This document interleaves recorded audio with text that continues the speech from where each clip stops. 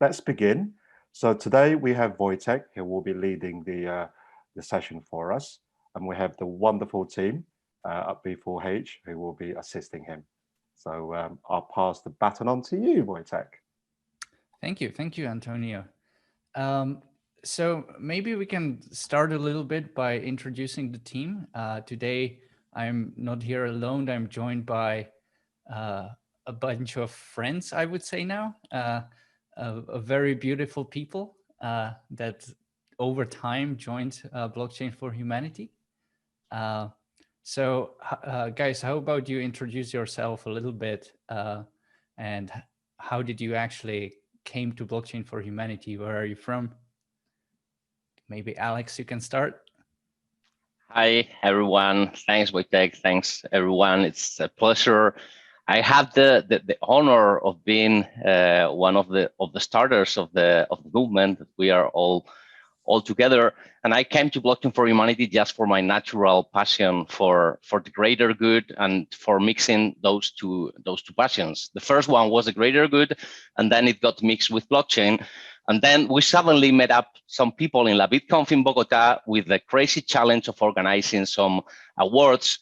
And we did it, and we realized that we should go further than realizing and doing some awards. And here we are 4 years later. I'm currently working in Untitled Blockchain as blockchain lead, and I don't have now so many time for my hobby, but I hope that will be fixed soon and we can cross everything together again. Perfect. Nice, Thanks, Alex. Thank you. If you may, I will go next. Thanks, Wojtek, for the beautiful the beautiful words, the beautiful things.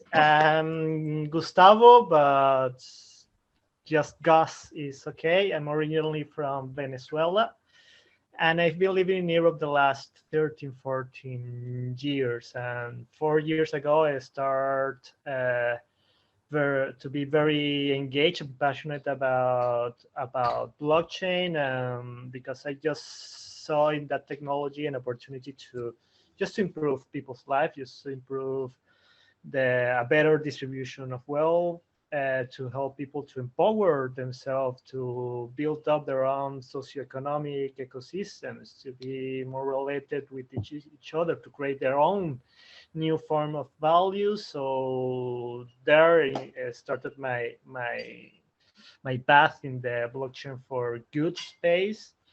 And yes, I had the luck to know very beautiful people, just as Alex, that introduced me to Blockchain for Humanity, where I found this opportunity to just to share all this knowledge and experience that I've been accumulating for the Blockchain for Good space, and now, yeah, working together with the team to make beautiful things and beautiful ecosystems a beautiful reality.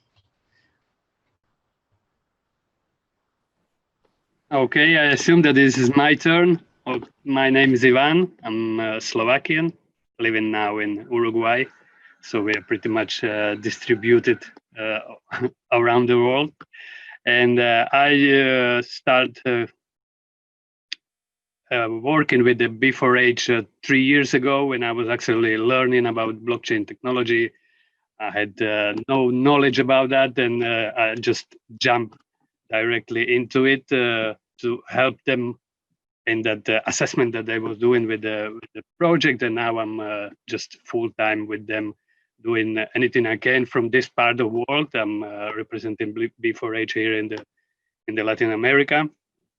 And yeah, it's a at the end is the passion that we all have about doing good. And with this blockchain technology, we find the way to do that. Like we can help project that development kind of, I don't know, applications or system that is really helping in our society. And this way we are also contribute in this social impact. We are very happy to doing that. I'm happy to be in here today. So ready to participate in this panel. Thanks, Ivan. I'll introduce myself as well. I'm Wojtek. I'm from Czech Republic, but I've spent last 4 years traveling around the world as a digital nomad. And I got into blockchain and the humanitarian use of it through organizing a hackathons when I was at CERN. We had a bunch of smart people there that were like technically smart, who were discussing about topics that are right now in the space and during barbecues. And we always realized, well, you know, we found a solution, but it's not leading anywhere. So we decided we're going to organize hackathons. And during those hackathons, just like this one, where we actually invited the NGOs, we very often found out that almost any problem that the NGOs have can be solved with technology. And a lot of the problems are caused by some centralized components, some power that maybe corrupts the system or maybe brings in some inefficiencies. So blockchain was very often some sort of solution to that. And that's how I started. And I think that's also a very nice motivation to kind of keep in mind for this hackathon as well, where maybe this technology can also help. Cool. As Alex and Ivan and Gus briefly said, we're from Blockchain for Humanity, B4H. The H is capital because we're mostly about more passionate about the humanity than the blockchain. What we do is we're helping. We're basically recognizing projects that are working in this space, helping them scale, and helping them also to learn. All those are things that people that you can see here are helping with. Gus, Alex, Ivan. They are leading education programs. They are leading the awards program. But anyways, so thank you guys again for joining me. My first question for you would be, I know you guys are part of a lot of communities how that are in the blockchain and in the humanitarian space. How does the COVID affected these communities around you? Did it affected it in any way, positive or negative?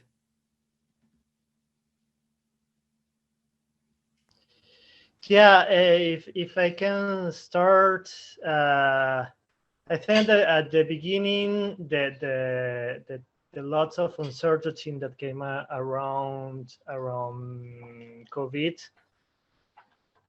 you could say that they were impacted in a negative way, because some people started like to lose their jobs. They didn't have the way to pay for their meals, for their flats, for their things. So at the beginning, there was like a lot of fears. I mean, people were kind of afraid about that. But somehow, I think this is also creating a new kind of awareness about them, because people are more conscious about their surroundings and about that there are people that are close to them that need to be cared of, and they can help each other somehow. So I'm noticing that there are a lot of questions right now, because they are realizing new stuff.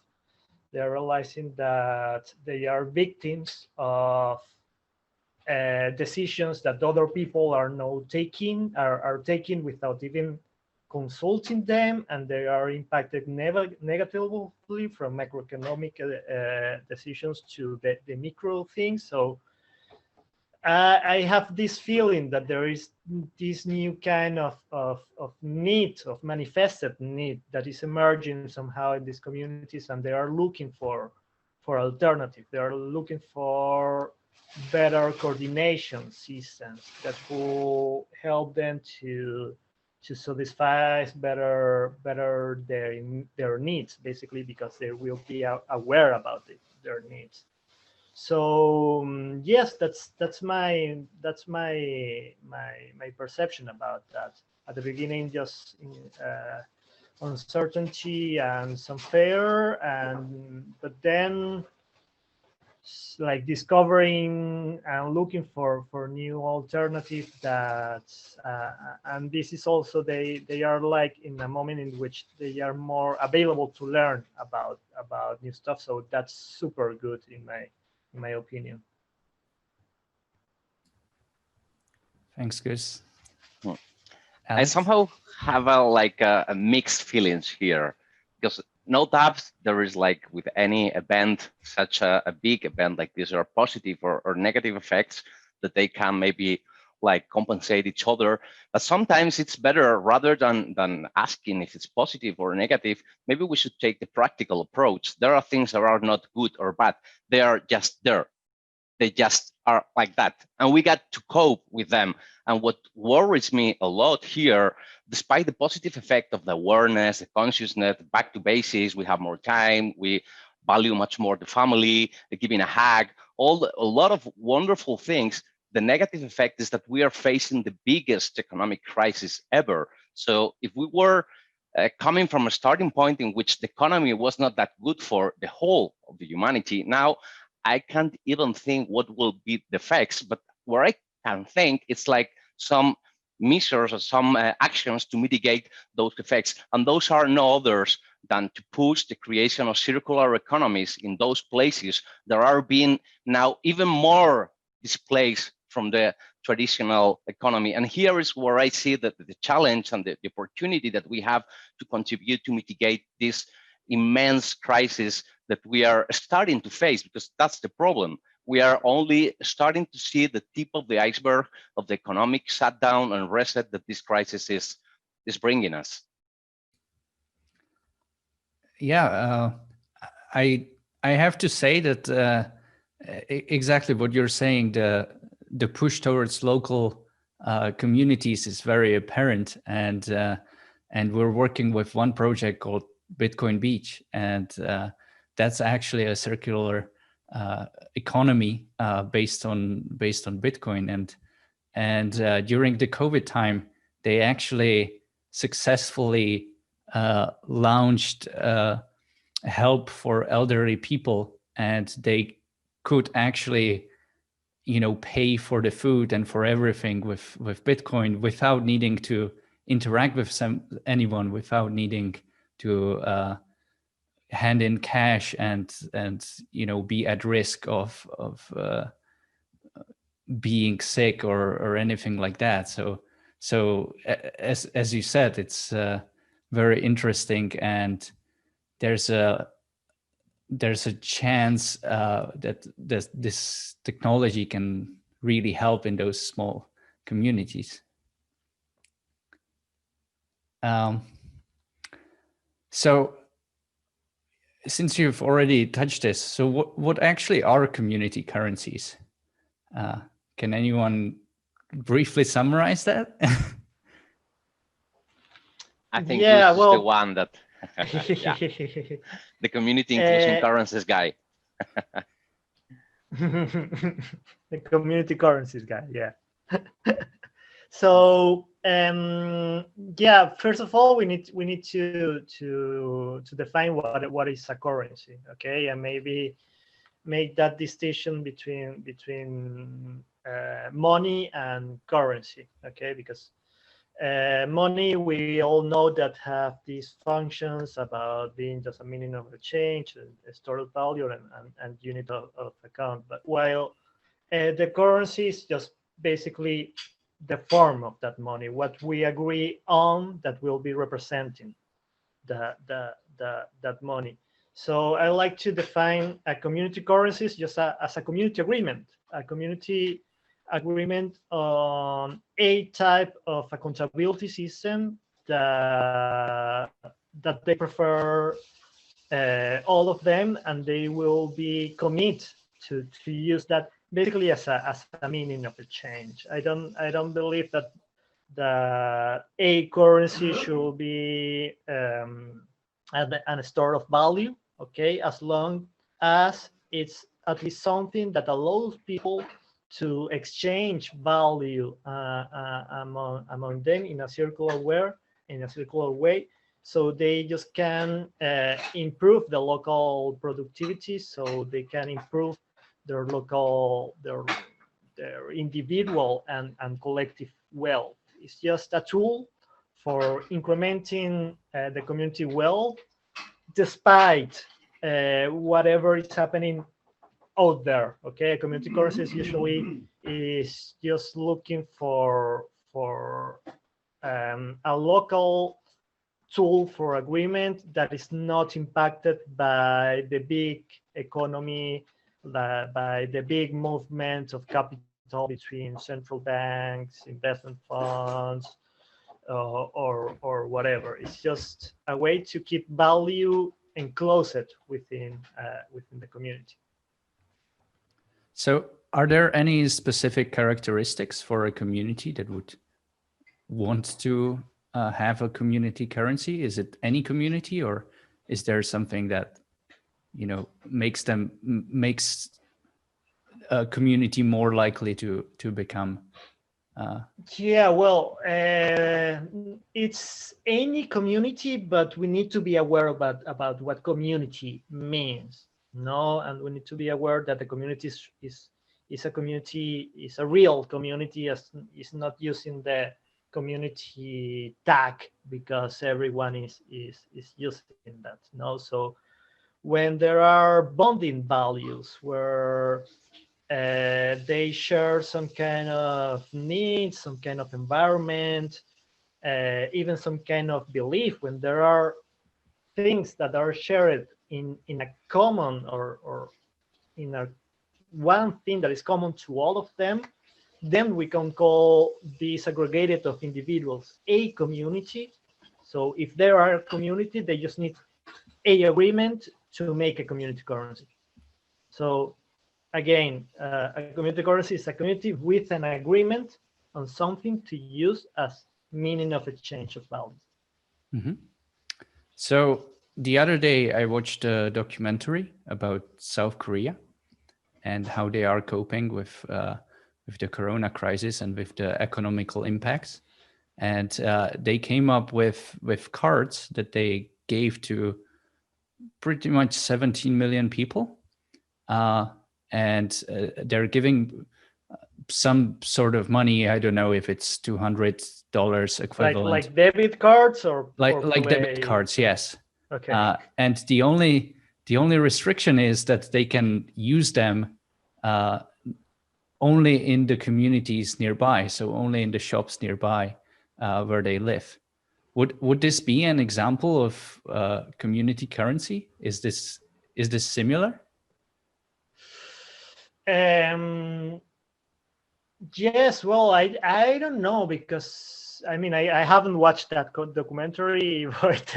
Yeah, but just based on this description. But I don't know. No, based on that descriptions, I don't think so, because it seems like a top-down approach in which there is just one currency for the whole country, but there are some ways to enforce local expenditures, no, that you spend your money locally. That's a different thing that worth to study. I think I want to watch the documentary. I'll send it to you. And following that, actually, Stefan is asking very nice questions. Do the incentives need to always be money? Is there a community currency, I guess, or community token or something that is not monetary? Does that make sense? Well, I'm not feeling comfortable with answering that question. First of all, because money is not the same thing for all of us. Okay, people have been discussing about definition of money for centuries. So a priori, I will say no. The incentive doesn't need to be money. It could be just some kind of credit or token, okay, that just is valuable by people, that they know that they can use this. I mean, that incentive could be reputation, that is not even like a meaning of exchange, but it can allow you to have certain rights to do stuff in your community. That's an incentive as well. But no, it doesn't necessarily need to be money. And now I feel more comfortable about answering that. Yeah. I also think reputation is very much the case. Yeah, but you can't buy rice with reputation. So at the end of the day, for fulfilling basic needs of that community, we will always come to the same thing. There is something that allows to exchange. And if we see historically, even before blockchain, what we have seen is this time-based banks, and they always face the same problems. How to give a value to 1 minute of the life of one person regarding his skills, his reputation, and so on. And for me, the time banks are a very good solution, but they always go to this lack of agreement about, okay, the easy thing is like to say 1 minute is 1 minute. It doesn't matter if you're a doctor, if you're a plumber, whatever you are. But then we go to reality, and we might end up with seeing that the doctor is not willing to exchange 1 hour of his time for 1 hour of the plumber time. So at the end of the day, everything goes back not to technology, but to humans, to human behavior and human needs and their motivation. So by my side, I would say that there should be always like a monetary incentive, understanding it as the way to fulfill your basic needs in exchange for the efforts or your contribution to the community. Call it money, call it tokens, call it whatever, but you will always need to buy that rice, and you won't be able to buy it with your reputation. Yeah. Well, I mean, it depends, right? If I go to you and I say, can you give me a rice, a bag of rice, my reputation as your friend, or, could actually purchase me a rice, but it's not always going to be the case. Yeah. Yeah, no, I think that you can buy stuff with your reputation. I mean, and one example is our current banking system, in which you can use your reputation as for paying for your credit. So you can ask the bank for a credit, they will give you back because you have reputation with that bank. So then you can buy stuff. Actually, reputation is also a form of power, of course, which means that you can increase your I don't want to say buying, but yes, your capacity of acquiring stuff, let's say. Yeah. And that's excellent, because that also ties in well with my next question, which would be, what are some projects in the community currency space, and how do they work? And one that comes to my mind as you're talking about reputation and about mutual loans, let's say, would be trust lines. And I don't know if Ivan is still here.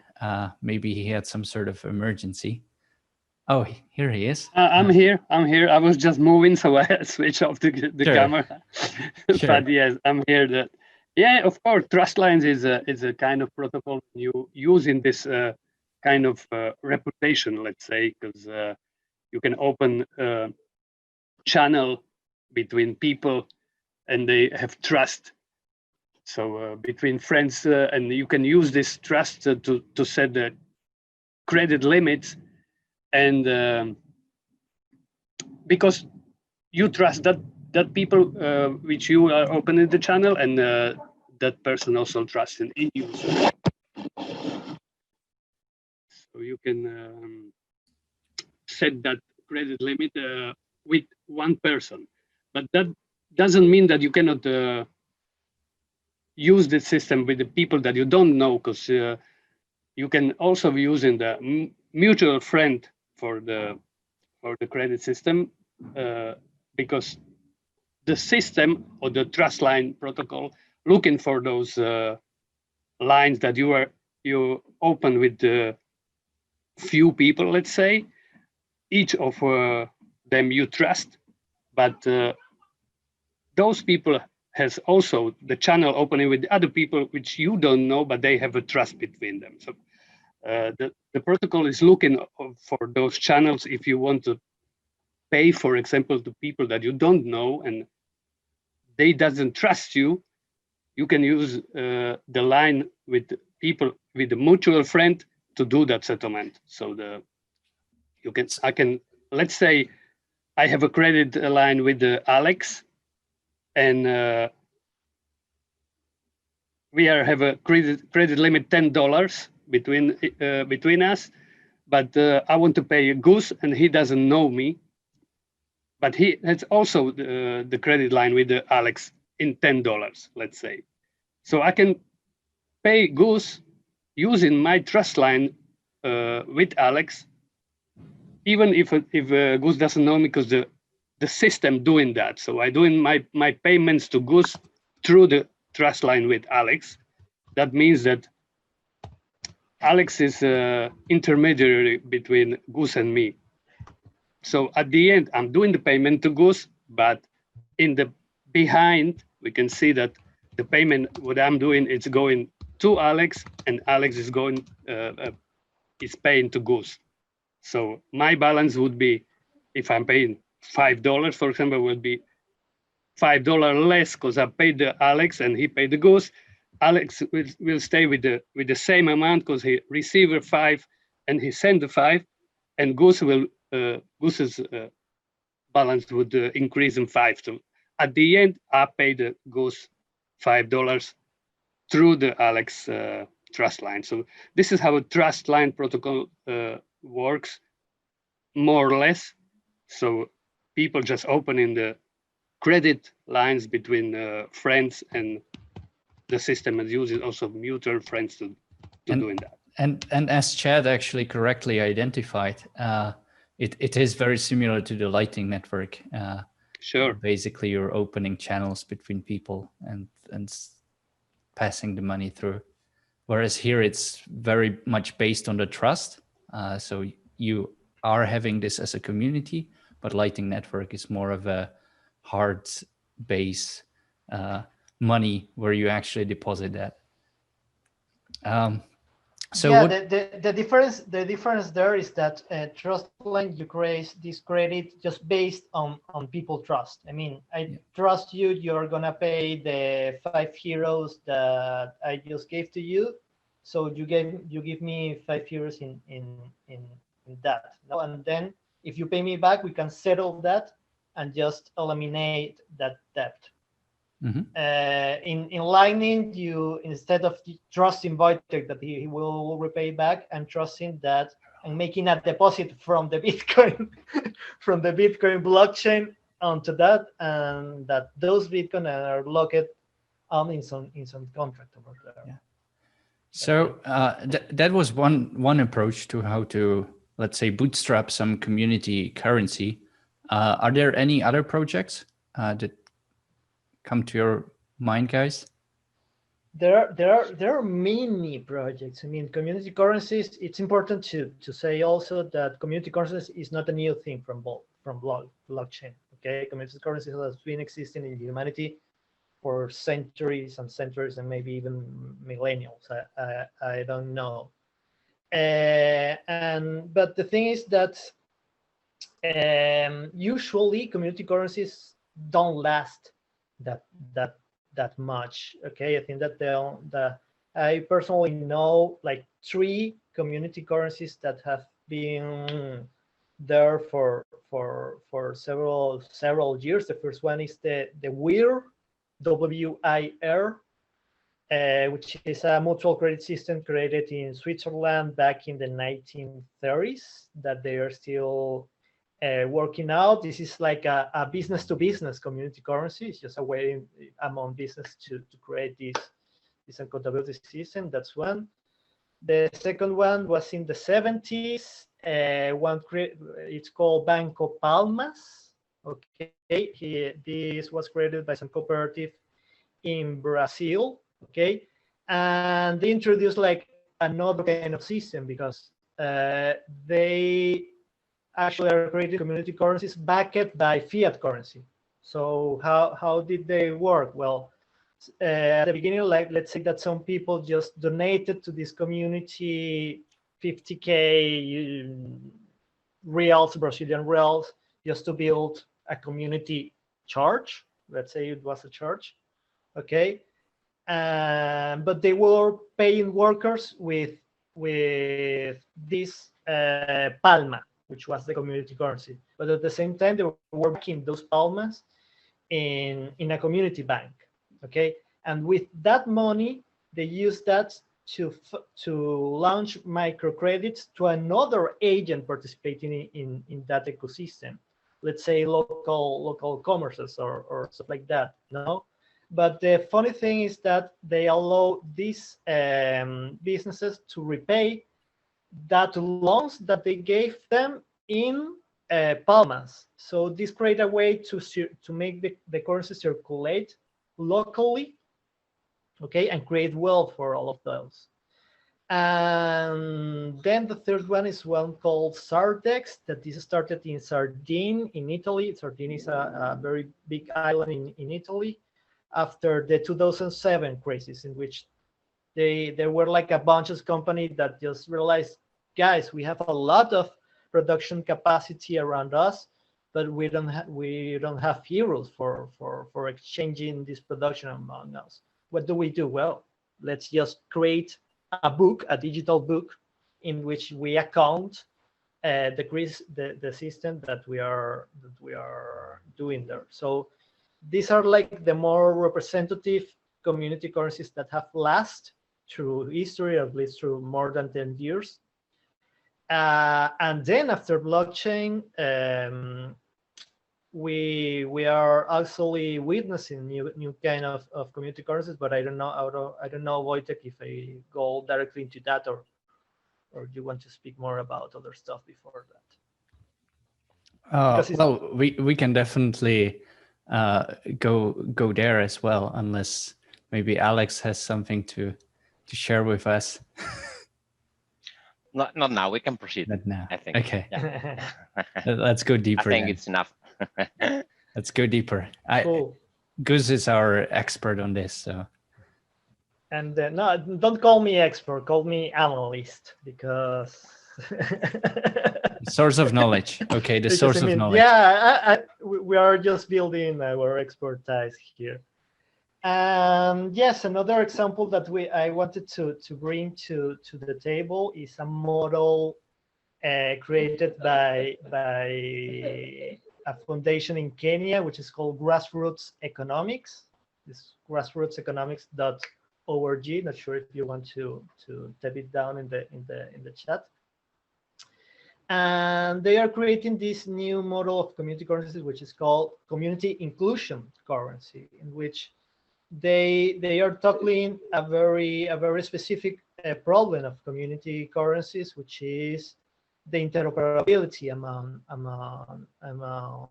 other currencies in the broader economic ecosystem. The three examples that I've mentioned before, we're talking about, well, especially the WIR and the Sardex, and also the trust-link models, which is based on mutual credit system. Okay, the value of those currency is that they are not exchangeable by the national with the national currency.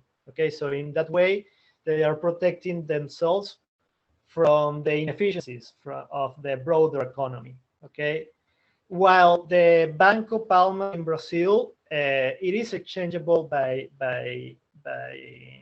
other people, but there is a central point of control.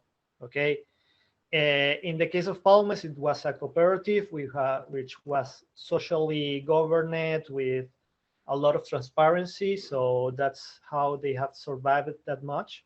Okay, but especially in Spain, there were like a bunch of community courses after the 2007 crisis that just after 3 or 4 years they disappeared.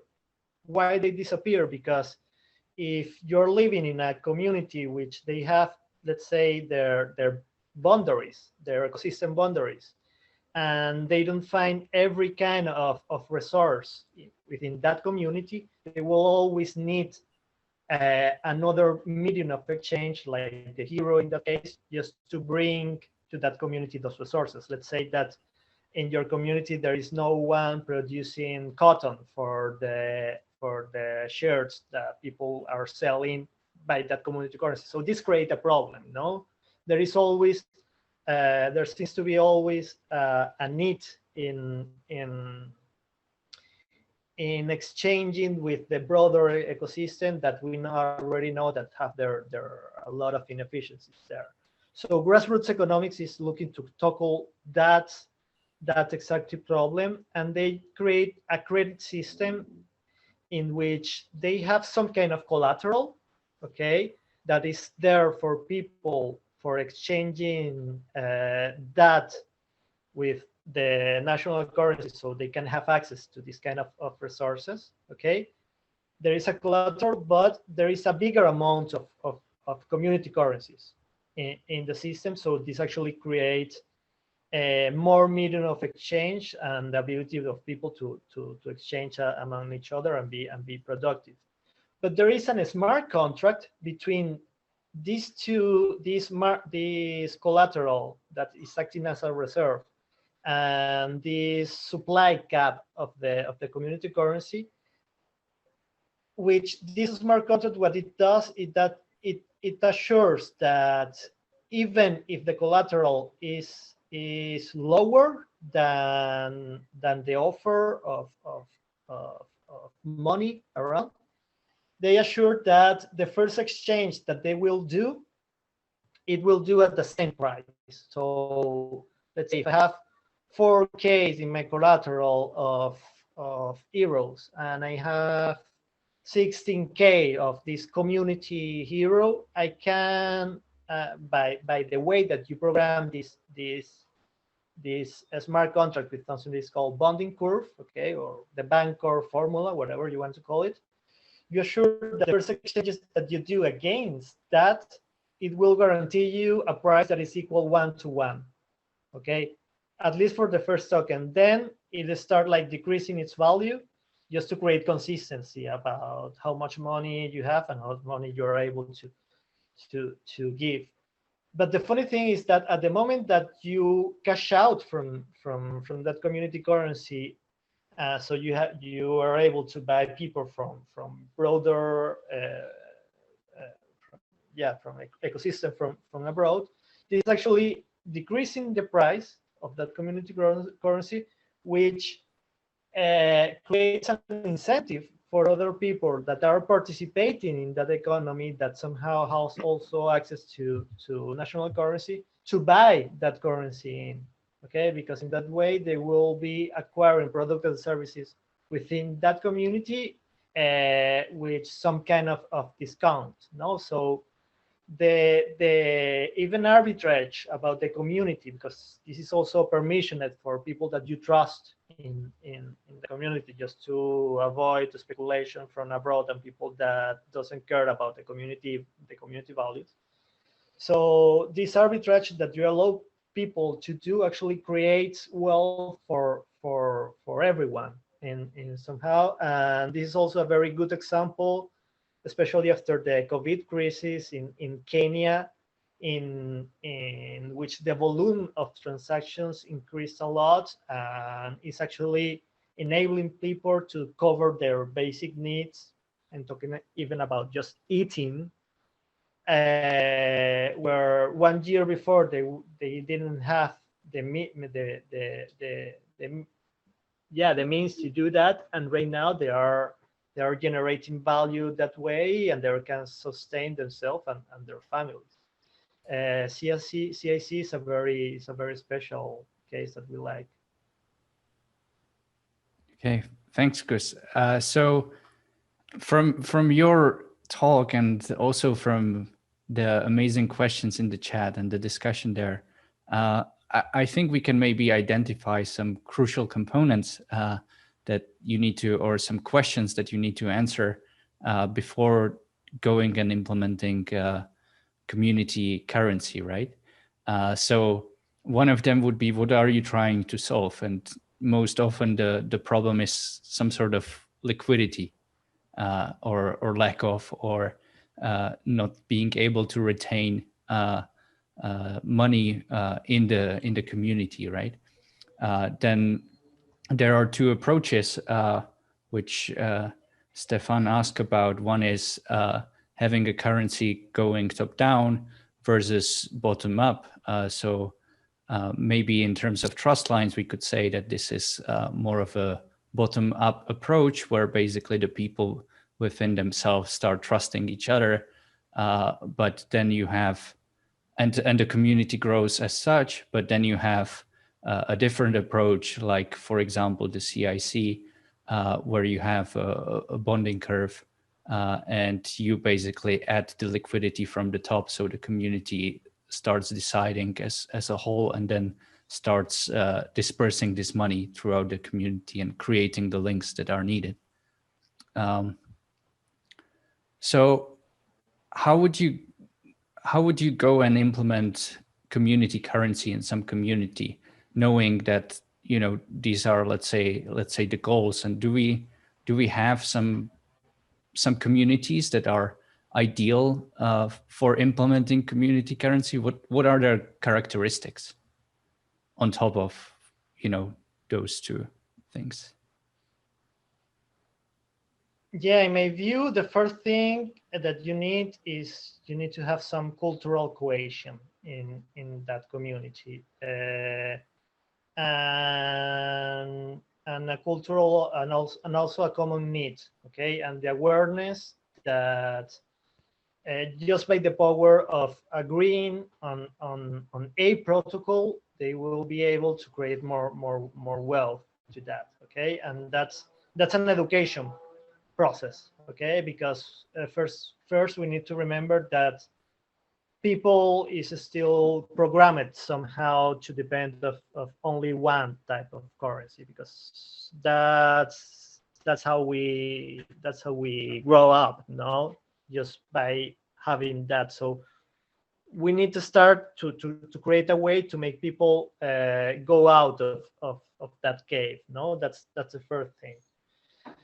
Then you need to, of course, know some demographics about your community. What kind of how many people you have there?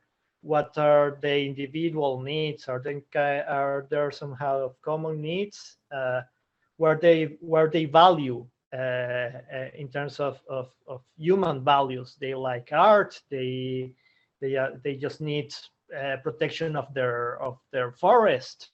They are depopulated. They don't have people in their town, and they want more people just to come in, just to grow up the community. You need to start making like a lot of questions and identify that where are the common needs and where are the main points of value generation. You need also to map the resources, the skills, the talents of the people, what are they good for, and then look for closing the economic cycle. So somehow, no. So these are the first steps.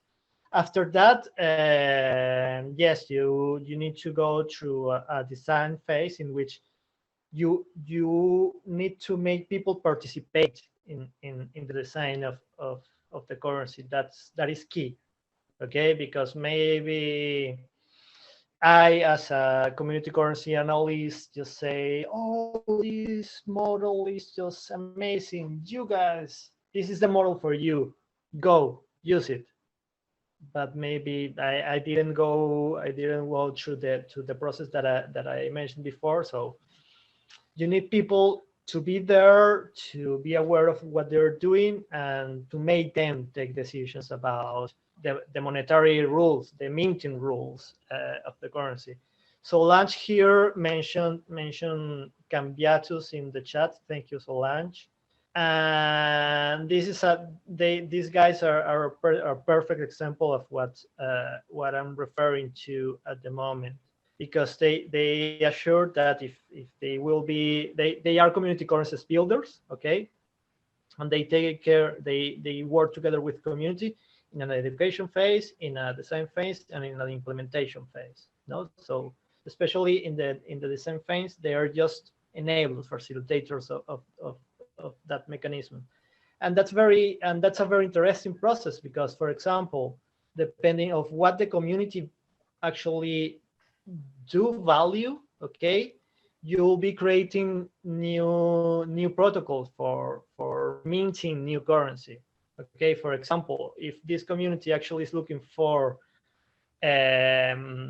take care of the forest and make it grow, okay, they will look for validation mechanisms, in which social validation mechanisms, in which when you testify that one person is actually taking care of those trees and how you say, seed, yeah, seed and make it grow, no?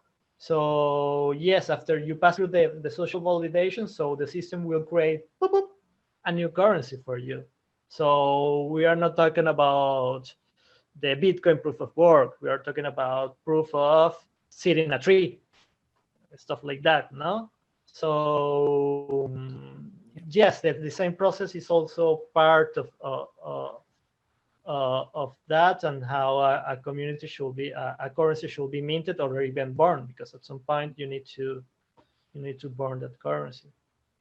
So that's very nice, because we have the last 10 minutes, let's say, and I think we should also briefly talk about what are the components that are missing or that need some sort of improvement. And you've mentioned two of those that I already have kind of listed here. One would be the social aspect about the community. The other one would be an issuance contract, or a way of creating and then burning that currency. Both of those, or at least one of those, is actually a use case that is already mentioned, and one of the topics for the hackathons. Do you want to talk a little bit more about these use cases or the components that are missing? How did we come up with the idea of those components being missing? You have the list there. Can you remember the Yeah, list of components? We have community currency issuance contract, community currencies interoperability, and community wallets. Yeah, well, the issuance is related to the proof of seeding trees that I just mentioned.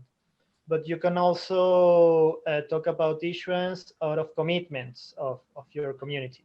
Okay, when you issue new currency, especially like we are doing, or like we are seeing right now in the DeFi space, like MakerDAO or SNX or stuff like that, you're able to issue new currencies out of a collateral. Okay, MakerDAO, you can put some Ether or wrapped Bitcoin as a collateral, and then you generate new dice. Okay, that's an example. In community currencies, we can make that out of the commitment of people, since we are talking about local markets in which people actually know each other and they know who's creating that, it makes sense to create currency out of a commitment. Okay, and maybe you want to aggregate some collateral out of that, just to be able to then go for the second component, which is called interoperability. Okay, if you want interoperability, especially in the community currencies, you need to take care about the boundaries that you have with external markets, with external ecosystem, because if you just open that to market dynamics, will be fucked up because market will take you. Okay, so you need to establish some kind of proxy contracts in the beginning to make sure that you are containing the community value while opening those gates, opening those proxies for those cases in which you actually need to make a low value go out and a low value to go in. So that's the second component. And the third component that you're mentioning, well, community currency wallets. I think these wallets, yes. Cambiatus is doing a great work on that. They have very good developers. They have been working together with communities, so they have like direct feedback from the final users, and this make that very special and very powerful in that way, because you are just creating a wallet that you are sure that people need. Yeah, I mean, I guess the community wallets, the main purpose here is to abstract and to make it simple for the end user, right? Which in general I find being a big problem with community currencies, and Stefan here is actually validating my case by asking, you know, what is bonding curve and how exactly does that work, pretty much. And I think that's a great question, and something we should work on in general, how to explain the community currencies to people, and how to explain these concepts to people. So does anyone of you have a nice explanation of bonding curve? Maybe some example in real life? Before that, I would like to point that the biggest problem is the reaching of the consensus of the whole process. Mostly when people normally doesn't have the knowledge to reach to that consensus. Let's take the example of South Korea. It's very easy. The consensus is imposed. I mean, here you have that, but the rule is that. The rule is that you can't spend it anywhere else that near your home. So it's easy. People can just receive it as a gift somehow with that rules, but they didn't reach the consensus. How to make informed decisions by a community, by their own members, about how to get to that consensus of the way that money will work, when people doesn't even understand the way that money works. And for me, this is the biggest challenge. Not about the parameterization of a bonding curve, the permissions of the contract, and so on. That's like, okay, that's technicalities that are important, but they are nothing unless people does not understand and have the inputs they need to reach to that consensus. Yeah, and of course it also brings a privacy questions, right? If you have something imposed from the top, and now you say you can only spend it in your nearby community, you have all sorts of questions about who's going to trace that, who decides what is nearby community for me or not, and what does that actually mean? And you know, people now know where I live, or all these kind of questions. Yeah.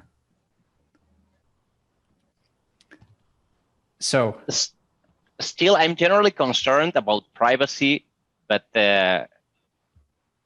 maybe this might be an unpopular opinion, maybe biased by me, but when you don't have your basic needs fulfilled, maybe you don't care a lot about privacy, and that's a problem too. I mean, privacy, it should be a right, but it's not even a luxury.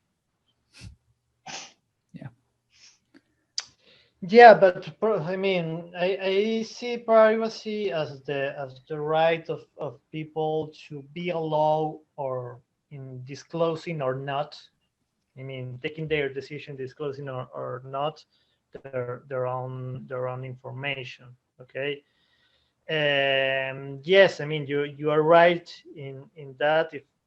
the components that we are building up are not designed for privacy in the very beginning, as Bitcoin as such is not designed for privacy. It is a problem, yes, okay, but it is a problem that at least at this point of the technology can be seen more as a cost for enabling you to be able to participate in your own economy, to empower yourself with your own economy.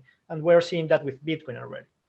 Okay, Bitcoin was kind of a community currency. Depending of the context, it can be a community currency or it can't. Okay, we are witnessing that because we are seeing the use of Bitcoin as a community currency in El Salvador. We're working together with that. And yes, I mean, they are sharing their addresses. They can know more or less what I mean, if they look in the block explorer and they want to know how much money does each people has, maybe it's easy, maybe it's not, but yes, it is a problem. I completely agree with you with that. But it's a minor problem regarding people not eating, basically. So I like to see that just as a cost for economic empowerment that we have right now. Hopefully in 5-10 years, I don't know, we will have better private coins, which will allow also in the future private community currencies. But we are not there yet, I guess. Okay, I would love to put here very simple explanation about the bonding curve, and then Gus can work on top of that. So Perfect. Cool. The bonding curve, for those that doesn't know, that is a kind of protocol that enables creating the token, which value of that token depending on of the demand. So if you create a token for community, which will be the community money or currency, more people buying that token or putting that money on that reserve, the token increasing on the value. You taking out money of that, and the token decreasing of the value. So depending of the point where is the token on the bonding curve, on that curve, the value is different. So very simple, very easy to put the Goose now on top of that. And it's not demand per se, it's more of a supply, I would say. So depending how many of those tokens already exist, the price changes. Yeah, that's what I meant. Demand and the supply is the same, because if you don't buy, there is not supply. So if you buy, you increase the supply. Is the block reward for Bitcoin a bonding curve that is denominated in the proof of work? I don't think so. No? No, I don't know. Well, first of all, we need to remember that if we're talking about bonding curve in this context, okay, it's because we are creating one currency out of another currency. Okay, it's a way just to create liquidity for a local market that is agreeing on the value of that new token that you are creating. Okay, so having clarified that, a bonding curve is just a formula. It's just a formula that, depending of the supply that you have emitted and the new demand that is coming, or the new demand that is going, because a bonding curve allows you to buy in but also to cash out. Okay, it's a formula that is governing that minting process. Okay, it's a formula programmed in in a smart contract, however that's immutable it can be. Yeah, thanks, Gus. So I think we're pretty much out of the time. Do you guys have any final words for the hackers and for the people here? Some encouragement, or or some tease about how this will be used in communities. I know, Alex, you actually have a community. You have your own community of friends, and you organize a conference for them all the time. Maybe you can introduce the Alex currency there. Yeah, we have some experiments going on, but not serious for this context. I would just, as a final word, like first, you are awesome, like being devoting your time to learn and to contribute to the greater good by hacking together and putting the tools that we have to the service of humanity. It's already an award. It's an award of your way of being. It's an award of your purpose. It's already a blessing. So probably just follow your guts, your passion, and you will be together with people that share it. And I'm sure you will come up with amazing solutions that will contribute for people to have better lives. Just follow your way. Yeah, I would love to instead of encourage the people, I would love to thank them for being here and try to find some ways to help the other people. Doesn't matter if it's this solution or that one. It's just that will they want to help to anybody. So I would love to give thanks to everyone that is trying to do something about it.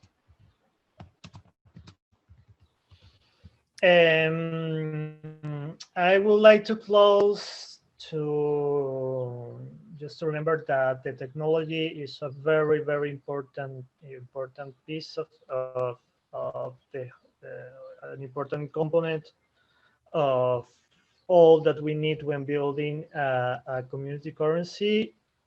But the most important thing is the community values, the community cohesions, how people trust each other, and how people are actually able to move that forward. You need to also have a strong leadership in your community, but more importantly, you need to allow the whole community to be an active part of the community currency governance. They need to not only be currency holders, but they also need to be part of the design of the decisions that are going to be taken there around the policies that you choose.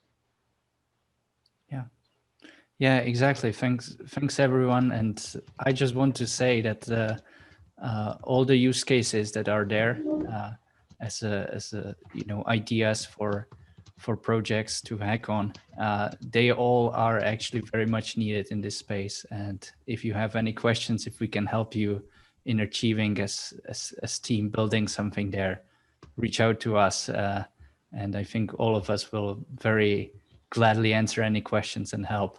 And we're hoping that we may use your solution in actually one of the implementations. Yeah, and if you want to know more about the bonding curve contract, I just place a link here in the chat, which is it has a lot of comprehensive information about it. All right, Antonio, I think back to you. All right. Apart from a big thank you to our participants, I want to say a big thank you to Wojtek for leading the session and all the great information that we got from Gus, Alex, and Ivan. Everybody here are here to mentor and help anyone that are building solutions for the socio-economic inclusion track. And I just want to echo again, it's been mentioned a few times that community is everything. We had this discussion in the previous kind of workshop that we had, and it was pointed out that it's a big factor that we need to take into account when building our solution. So thanks again, everybody. This session is recorded, and it will be available for everyone to view in the next couple of days. Thank you. Thanks again, Wojtek. Thanks, everybody. Thanks for bye. Bye-bye. Bye. Take care. Bye-bye.